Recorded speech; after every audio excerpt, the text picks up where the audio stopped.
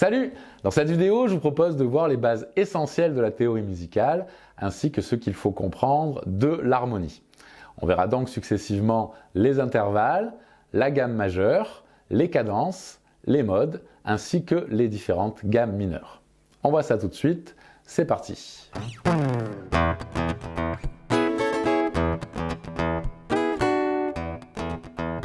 En musique, un intervalle est l'écart entre deux notes. Il peut être mélodique, dans ce cas il mesure l'espace entre deux notes jouées successivement, ou harmonique, dans ce cas il mesure l'espace entre deux notes jouées simultanément. Notez que dans le cas du mélodique, il peut être ascendant ou descendant. Le nom de l'intervalle dépend du nombre de notes qui séparent la première note de la deuxième. Deux notes qui se suivent sont appelées secondes, comme Do, Ré, Ré, Mi, Mi, Fa, etc. Un écart de trois notes sera appelé tierce, comme Do, Mi, Ré, Fa, Mi, Sol, etc. Un intervalle de quatre notes est appelé quarte, comme entre Do et Fa, Ré et Sol.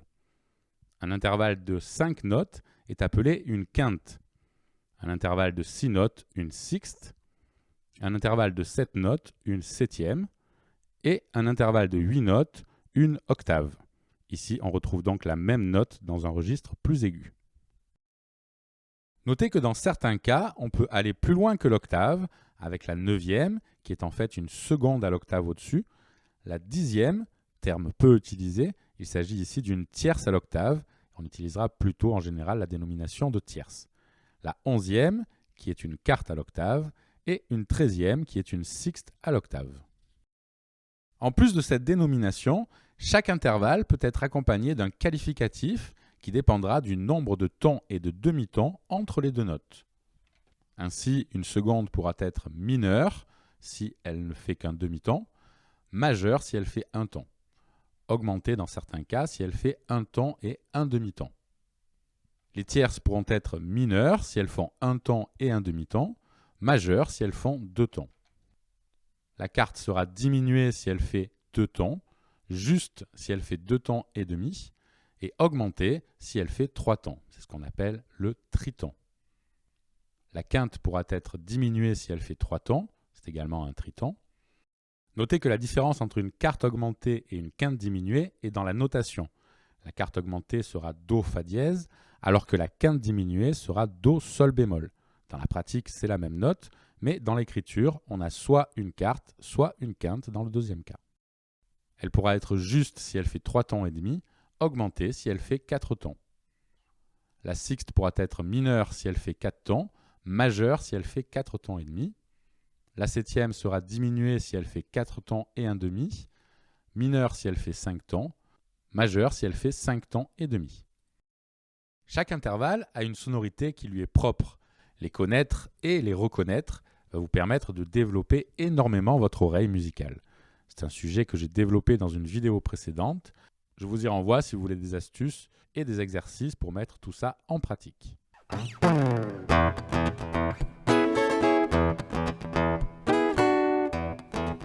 Commençons par analyser la structure d'une gamme majeure. On va prendre par exemple la gamme de Do majeur, tout le monde la connaît. Elle est composée de 7 notes.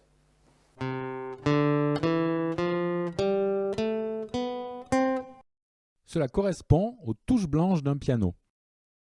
Vous devez savoir qu'il n'y a qu'un demi-ton entre Mi et Fa et Si et Do. Entre toutes les autres notes, il y a un ton puisqu'il y a une note entre dièse ou bémol. C'est la structure qu'aura toute gamme majeure. Tout en conservant ces notes, c'est là qu'interviennent les notes dièse et bémol. Par exemple, si vous voulez jouer une gamme de Ré majeur, on va commencer avec un Ré. On aura toutes les autres notes. Et maintenant, on va vérifier que la structure est bien respectée. Entre Ré et Mi, il y a bien un ton. C'est bon. Entre Mi et Fa, par contre, il n'y a qu'un demi-ton. Ça ne va pas, la structure n'est pas respectée. On doit donc rajouter un dièse au Fa afin de bien avoir un ton entre ces deux notes. Fa dièse, Sol, on a bien un demi-ton, donc c'est bon. Sol, La, on a bien un ton, c'est bon. La, Si, on a bien un ton, c'est bon. Si, Do, il n'y a qu'un demi-ton. On rajoute donc également un dièse au Do pour respecter la structure. Et enfin, on a bien un demi-ton entre la dernière note et l'octave de la tonique de la gamme. On procédera de la même manière pour retrouver n'importe quelle gamme majeure, sachant qu'on aura soit des dièses, soit des bémols, mais jamais les deux mélangés dans la même gamme. La gamme majeure, comme on vient de le voir, est une suite de notes. Mais avec ces notes, on va pouvoir former des accords.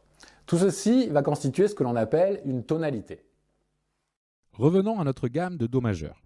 La façon traditionnelle de former les accords consiste à empiler des tierces, donc sauter une note sur deux dans la gamme. Si on part de Do, on saute le Ré, on arrive au Mi. On a une tierce qui fait 2 tons. Petit rappel, une tierce majeure fait 2 tons, alors qu'une tierce mineure fait 1 ton et demi. On a donc ici une tierce majeure. On continue en sautant le Fa, on arrive au Sol, qui correspond à une quinte en partant du Do. On obtient donc un accord de Do majeur.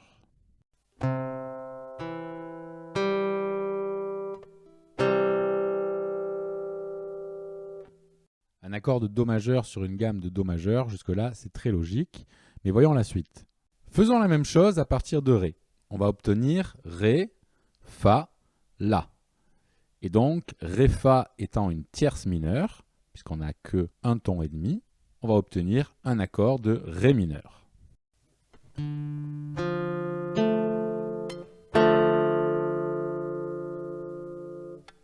En effectuant la même opération à partir de chacune des notes de la gamme, on obtient cette suite d'accords.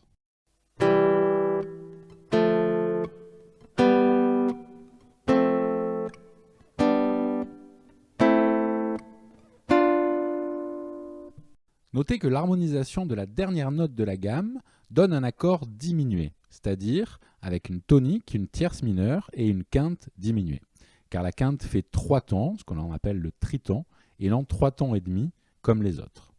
On peut également reproduire ce processus avec des accords à 4 sons, c'est-à-dire en rajoutant encore une tierce par-dessus l'accord à 3 sons, et donc obtenir des accords de septième. Je vous renvoie à ma vidéo sur le sujet si vous ne les connaissez pas.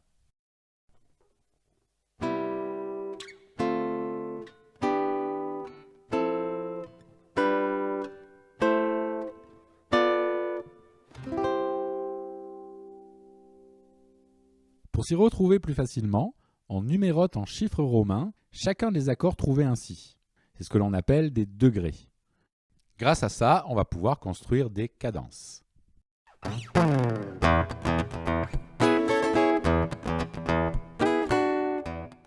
L'accord situé sur le degré 1 aura toujours ce que l'on appelle une fonction tonique. Lorsqu'on le jouera dans sa tonalité, on aura une sensation de repos, de résolution, de conclusion.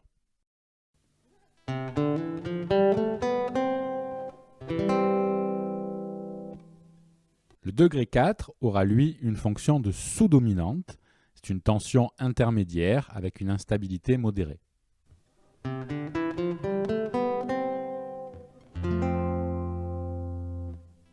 Et enfin, l'accord situé sur le 5e degré va posséder la 3e fonction, la fonction qu'on appelle dominante, très instable, elle va amener une tension, beaucoup de mouvements, elle appelle à une résolution.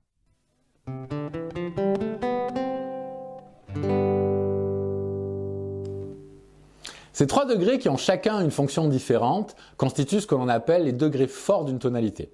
On les retrouve notamment dans la construction d'une grille de blues. Voici la structure de base d'une grille de blues en 12 mesures. On peut remarquer que chaque ligne commence avec une fonction différente, enchaînant successivement repos, tension intermédiaire, tension forte.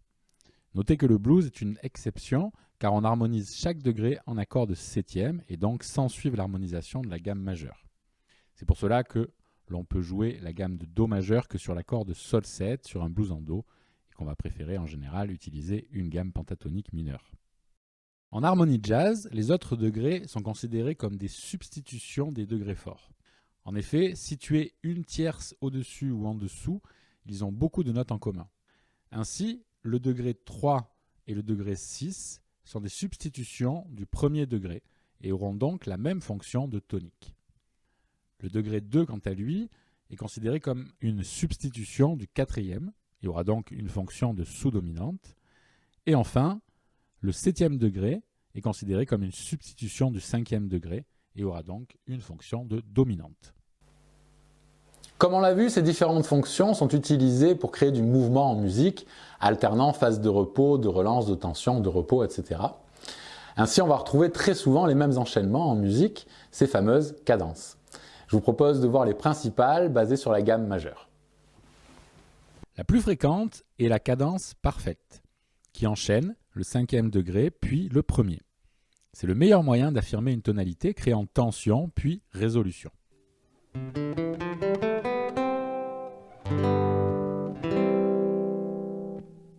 On a vu précédemment que le 3e et le 6e degré pouvaient se substituer au premier degré et qu'ils avaient la même fonction. Cela nous donne ces deux nouvelles possibilités que l'on va appeler cadence rompue ou trompeuse, car l'oreille s'attend plutôt à avoir le premier degré.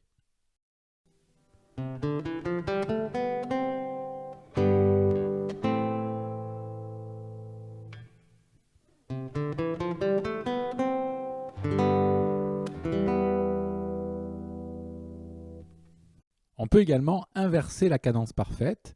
On obtiendra alors une demi-cadence, donnant une impression suspensive.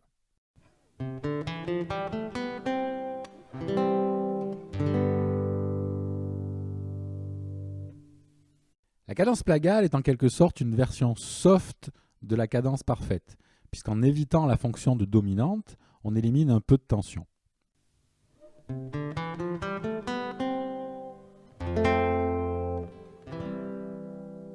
La cadence parfaite est très souvent enrichie par le 4e degré. On retrouve alors nos 3 degrés forts. C'est ce que l'on appelle une cadence complète, étant donné qu'on retrouve chacune des fonctions que l'on a vues précédemment. En musique classique, on appellera cadence italienne.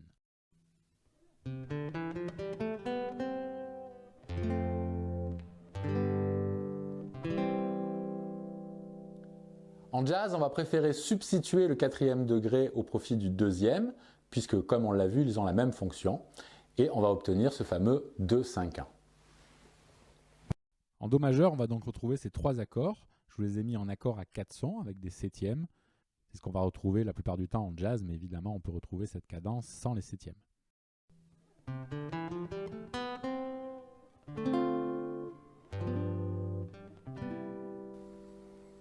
Ces deux dernières cadences, qui sont déjà des enrichissements de la cadence parfaite, vont pouvoir encore être enrichies d'un 4e accord, généralement celui qui est basé sur le 6e degré, et on obtiendra à ce moment-là ce que l'on appelle un anatole.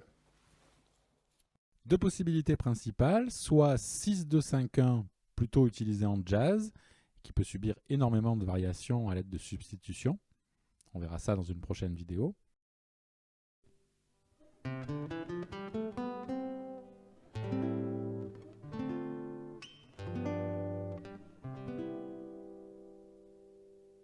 Soit 6-4-5-1, plus utilisé en pop rock et en classique.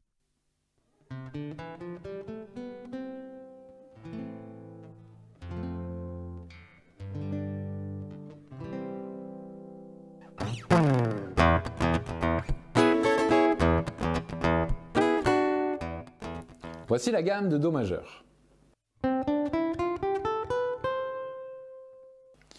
Ce qu'il faut comprendre, c'est que cette gamme sonnera différemment suivant la basse sur laquelle on la joue. Si on la joue sur une basse Do, sa première note, on aura une sonorité majeure, majestueuse.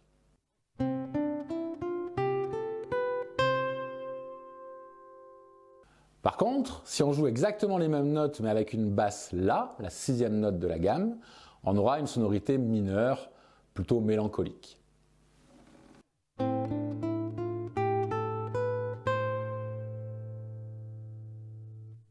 Chaque note jouée rentre en résonance avec la basse, créant une série d'intervalles qui va donner une couleur particulière à la gamme.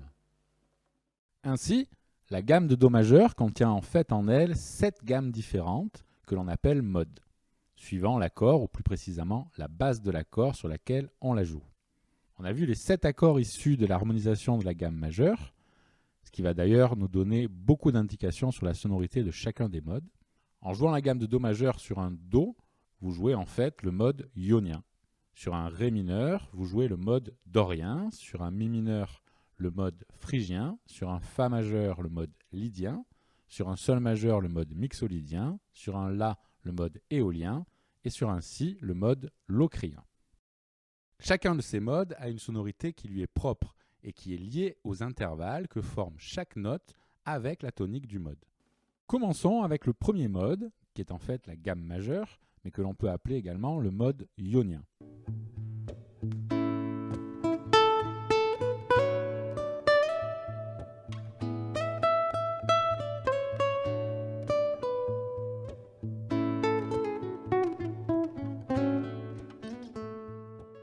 Pour le deuxième mode, le mode dorien,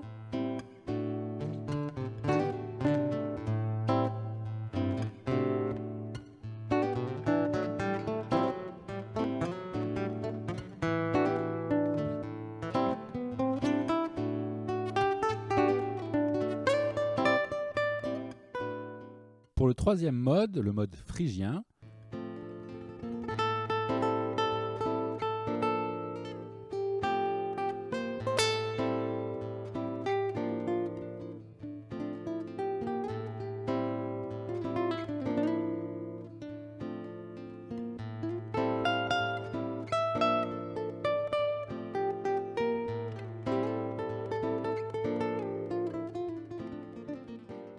passons au quatrième mode, le mode lydien.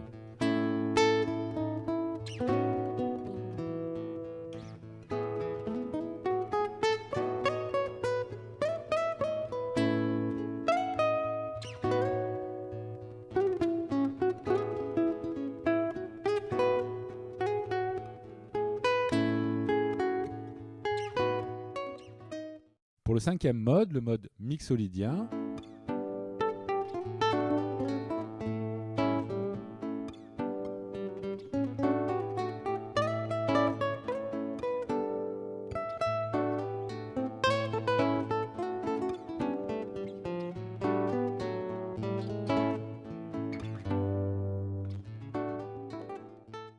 pour le sixième mode, le mode éolien, que vous retrouverez aussi sous l'appellation aéolien, c'est comme ça qu'on le nomme en anglais.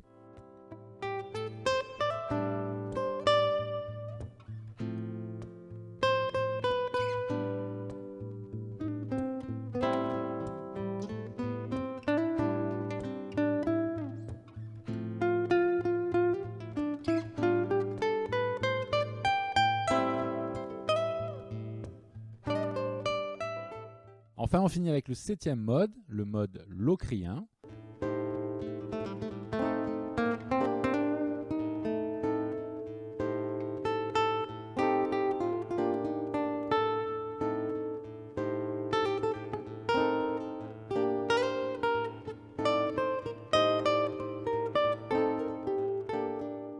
Voici les 7 modes vus précédemment, classés du plus brillant au plus obscur.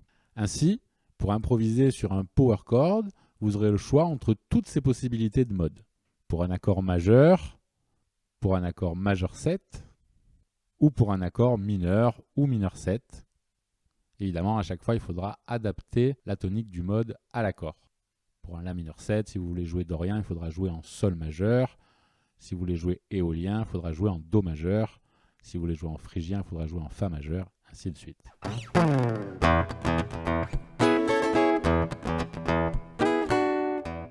Hormis la pentatonique mineure, il existe 3 principales gammes mineures. La première est la gamme mineure naturelle, ou le mode éolien, 6e mode de la gamme majeure, qui correspond à ce que l'on appelle le relatif mineur d'une tonalité majeure. Par exemple, en Do majeur, ce sera La mineur. En effet, toute gamme majeure possède un relatif mineur. Il correspond au 6e degré, ici la colonne en rose, donne le relatif mineur des 12 gammes majeures. En jouant la gamme en commençant par cette note, on obtient le mode éolien, vu précédemment, aussi appelé gamme mineure naturelle. La voici en La.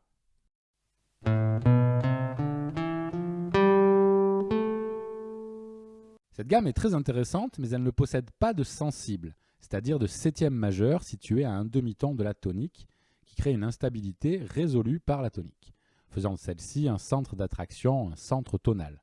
Il suffit pour cela d'augmenter la 7e mineure présente dans cette gamme, et on obtient une sensible qui nous donne la gamme mineure harmonique. Notez qu'il se crée ainsi un intervalle d'un ton et demi qui va lui donner une couleur très arabisante.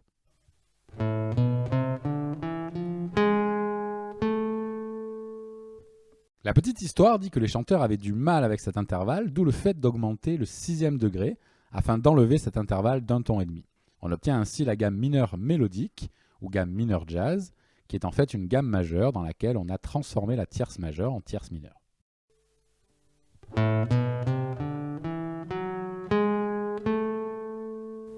Ces deux nouvelles gammes, tout comme la gamme majeure, vont engendrer 7 modes chacune, ainsi que des cadences adaptées à ces tonalités mineures et à leur harmonisation. Je vous renvoie à mes vidéos sur le sujet si vous voulez en savoir plus. Et voilà, cette vidéo est terminée, j'espère qu'elle vous a plu. Si c'est le cas, n'hésitez pas à vous abonner, à me laisser un commentaire si vous avez des questions. Vous pouvez également soutenir la chaîne sur ma page Tipeee, vous recevrez en contrepartie des tas de PDF ainsi que des formations exclusives. Et on se voit dans une prochaine vidéo. Salut!